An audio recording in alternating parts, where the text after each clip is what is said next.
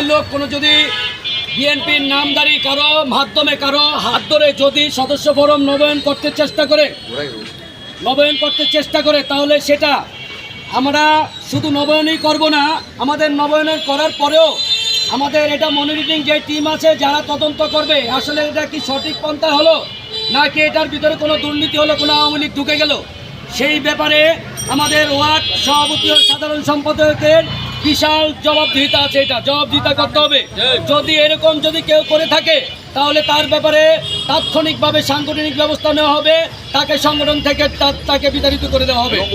উত্তরের আহ্বায়ক সাহেব জনাব আমরুল হক এ ব্যাপারে সতর্কবার্তা দিয়েছেন। আমাদের বিপ্লবী আহ্বায়ক সাহেব এটা অনেক দিন ধরেই বলছেন যে এখানে কোনো মিথ্যের সুযোগ নেওয়ার কোনো সুযোগ নাই, মিথ্যের আশ্রয় নেওয়ার কোনো সুযোগ নেই।